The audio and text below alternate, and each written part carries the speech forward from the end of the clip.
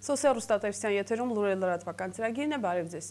Հայ-ադրբեջանական հակամարտության ժամանակ 1992 թվականի դեկտեմբերի 24-ին Ագարակ գյուղի համար մղված մարտերից մեկում Քաջարանի ջոկատից 7 ազատամարտիկներ են զոհվել։ Արդեն 20-րդ տարին է Լեռնագործների քաղաքում մեծարման հանդիսություններ են կազմակերպվում։ Այս անգամ էլ քաջարանցիներն ու քաղաքի հյուրերն այցելել են եղբայրական գերեզման, այնուհետև քաղաքի թիվ 1 դպրոցում մասնակցել են մեծարման հանդիսությանը։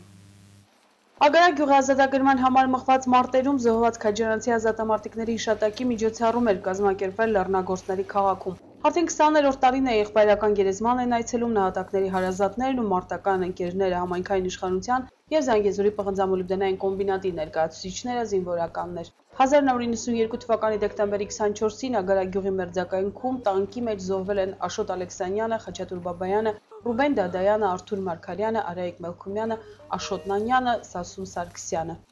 Հայր մեր, որ երկինս ես, Սուրբ եղիցի անուն քո, եկես ցե արքայություն քո, եղիցին գամ քո, որպես երկին ես եւ երկրի։ Ըսած մեր հանապազոր տուր մեզ այսօր, եւ թող մեզ սպարտիս մեր, որպես եւ մեկ թողունք մեր օծ պարտապանած։ Եվ մի տանիրս մեզի փորձություն, այլ փրկյաց մեզի չարը,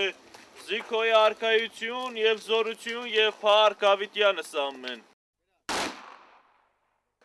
Քաջարանի թիվ 1 դպրոցի դահլիճում հիշատակի միջոցառում էին կազմակերպել նվիրված իրենց 7 համերկրացիների սխրանքի, նրանք զոհվեցին, երբ դեռ առաջին քայլերն էին արել մեծ կյանքում, անչափահաս երեխաներ են թողել, երիտասարդ այրիներ, մայրեր ու հայրեր։ Թերևս մերձավորների միակ սփոփանքն այն է, որ երբևէ զինակից ընկերներն ու իշխանավորները, համաքաղաքացիները չեն մոռանում նահատակների մասին։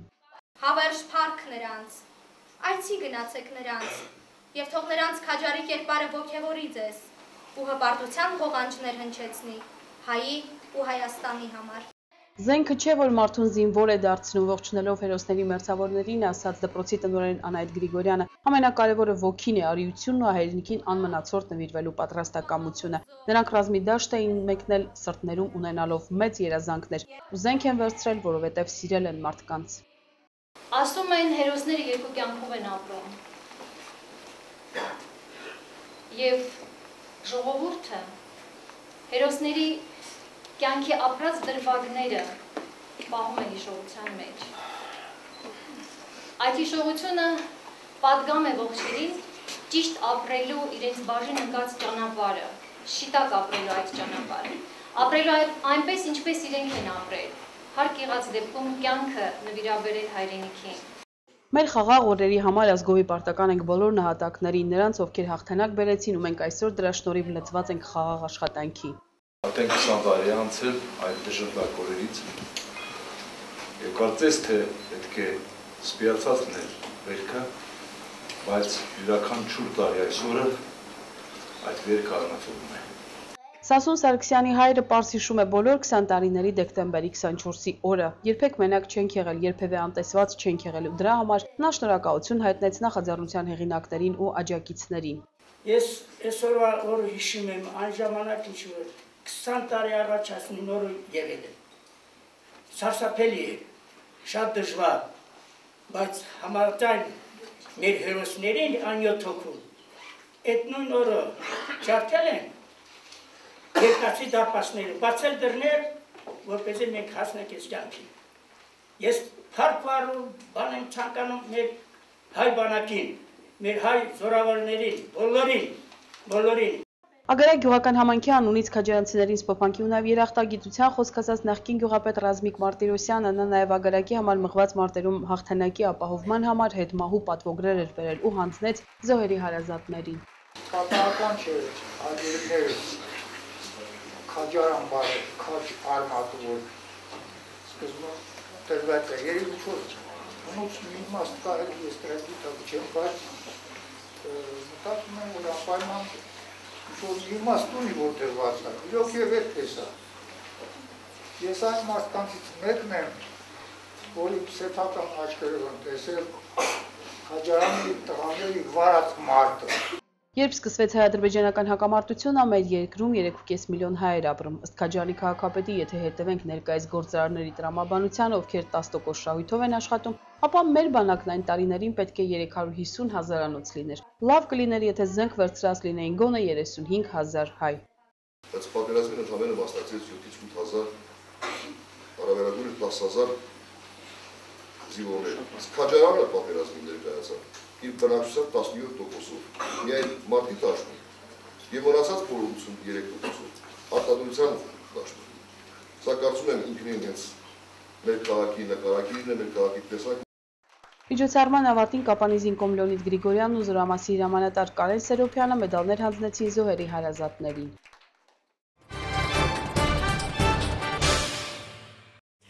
Դեկտեմբերի 24-ին ժամը 22-ին Սիսիանի փրկարար ջոկատը հազանգեստացվել այն մասին, որ Սիսիան-Երևան ճանապարհի 36-րդ կիլոմետրում խցանում կա։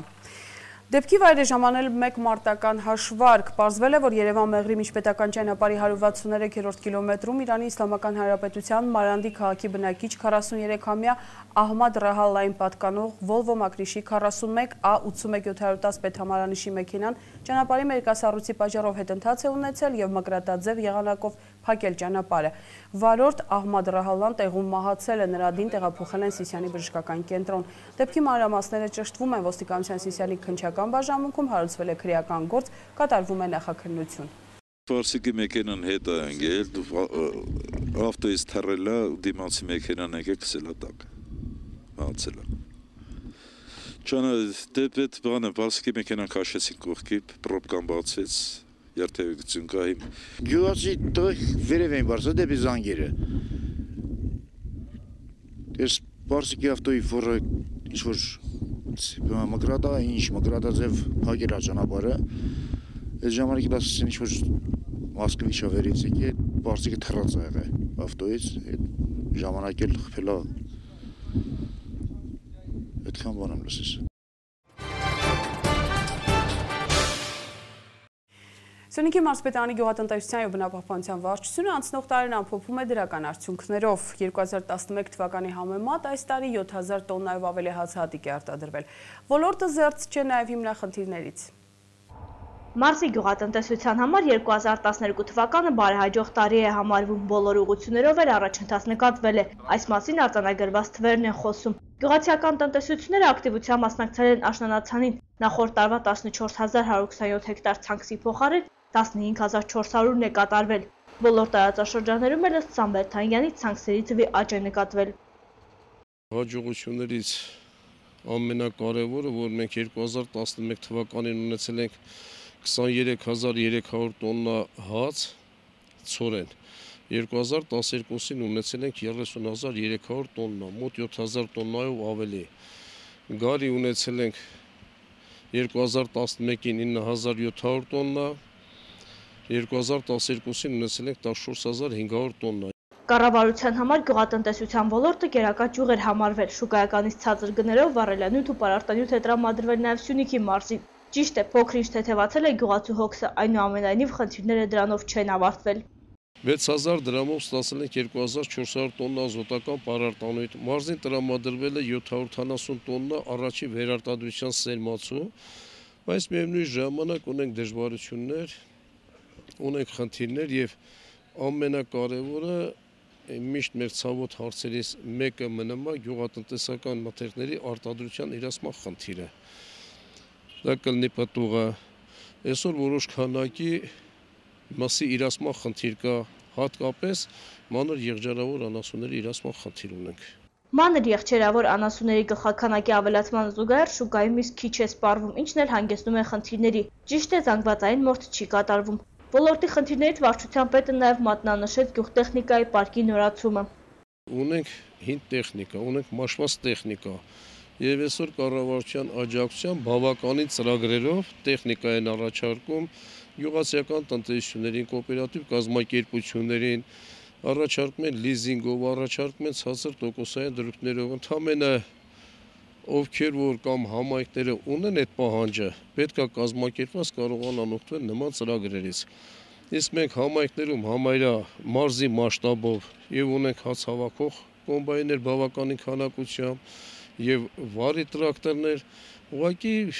հիմնականը նա է, որ տարիքով մեծ են։ Բնական աղետները մարզը չեն շրջանցել, սակայն գրած վնասներն էլ մեծ չեն եղել։ Մասնավորապես Գորիսի տարածաշրջանի Կորնիձոր համայնքում 1 հեկտար ցանքսից սպասվող 35-ից 40 ցենտներ բերքի փոխարեն Կարգտահարության պատճառով ստացվել է 18-ից 20-ը։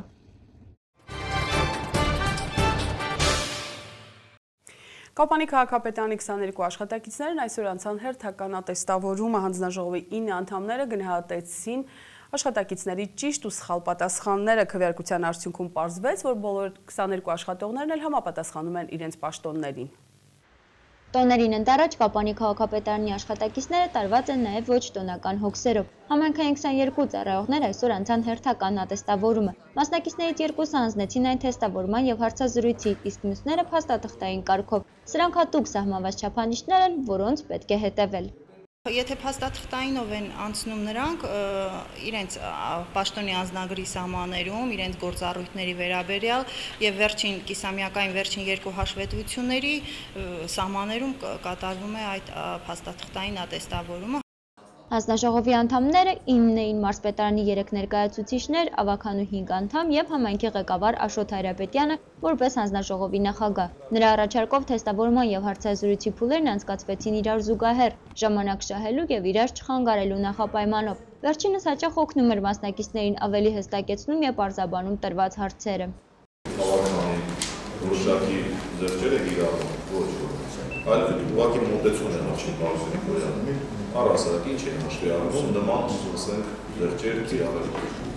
Կրթություն, սպորտ, մշակույթ, քաղաքաշինություն ծրագրերի ֆինանսա-բյուջետային եւ եկամուտների բաժիններից էին պատասխանողները։ Այս գործընթացը 3 տարին մեկ է անցկացվում եւ երկար աշխատանքային ստաժ ունեցողների համար սովորական բնույթ ուներ, ինչը չէր կարելի ասել առավել երիտասարդների մասին։ Վերջինս փոքր-ինչ ավելի հուզված էին։ Մետաքսյա Տեր-Պետրոսյանը արդեն 10 տարի է քաղաքապետարանում է աշխատում, այժմ ֆինանսա-բյուջետային բաժնի գլխավոր մասնագետի պաշտոնն է զբաղեցնում։ Պատասխանները գոհեցրել էին ոչ միայն իրեն, այլև հանձնաժողովի անդամներին։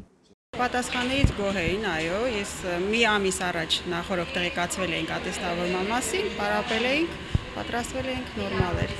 Մենք որպես համայնքային ծառայողներ պետք է տիրապետենք օրենսդրությանը, սահմանադրական օրենքներին, համայնքային ծառայության, տեղական ինքնակառավարման մասին օրենքներին եւ արդեն նեղ մասնագիտական, հաշվապահական հաշվառման, բյուջետային համակարգի մասին օրենքի եւ այլն։ 40 րոպե տևած ատեստացիայի ընթացքում հանձնաժողովի անդամները եւս պետք է զգոն ու ուշադիր լինեն, միաժամանակ գնահատելով ճիշտ եւ սխալ պատասխանները։ Սխալի դեպքում պետք է հարցը տված անդամը անպայման ներկայացնի ճիշտ պատասխանը։ Քաղաքապետարանի վարչաիրավական բաժինը ըստ ատեստավորման հանձնաժողովի անդամների գնահատականների ամփոփելով ատեստավորման արդյունքները արձանագրեց, որ բոլոր 22 համայնքային ծառայողները համապատասխանում են իրենց զբաղեցրած պաշտոններին։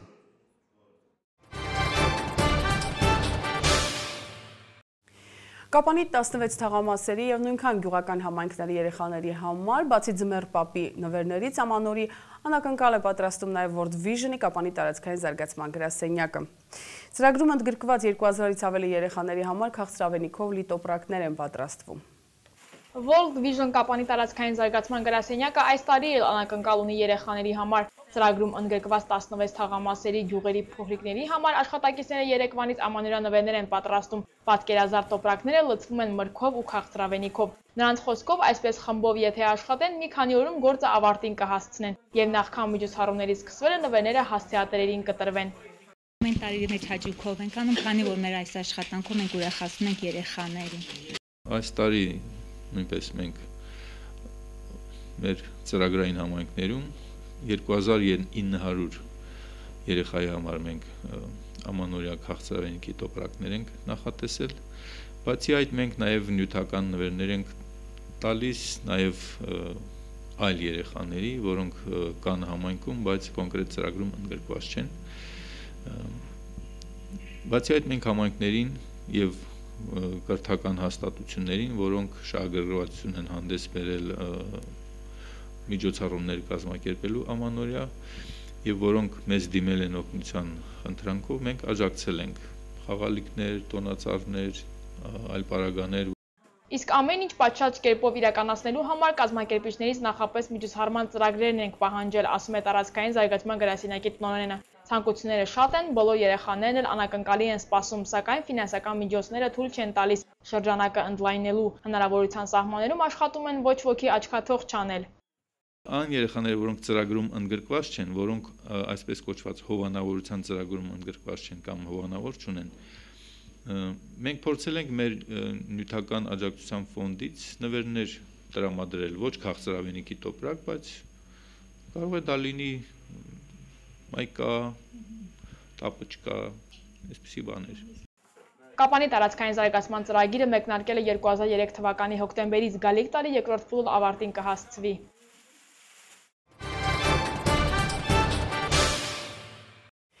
Հռոմի պապը Սուրբ Ծննդյան տոնի առթիվ պատարագ է մատուցելու Վատիկանում 90 տարեկանում վախճանվել է ամերիկացի հայտնի դերասան Ջեք Բլեգմանը։ Թողարկումը շարունակում ենք միջազգային լուրերով։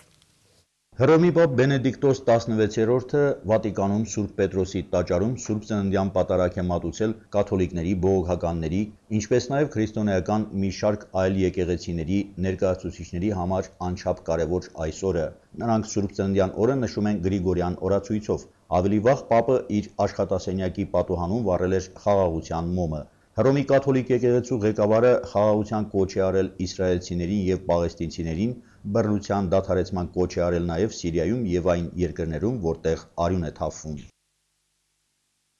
Լոս Անջելեսում իր տանը 90 տարեկանում վախճանվել է ամերիկացի դերասան Ջեք Քլագմանը։ Նա համբավ է ձեռք բերել 70-ականներին և 80-ականների սկզբներին խաղալով հեռուստասերիալներում։ 57 թվականին Քլագմանը խաղացել է երդվյալ ատենակալի դեր 12 խիստ զայրացած տղամարդիկ կինոնկարում։ Խաղացել է կինոյում և թատրոնում, բայց նրա աշխատանքի մեծ մասը կազմում են դերերը հեռուստատեսությունում։ Քլագմանը ոսկե գլոբուսի և Էմմիի մրցանակների դափնեկիր էր։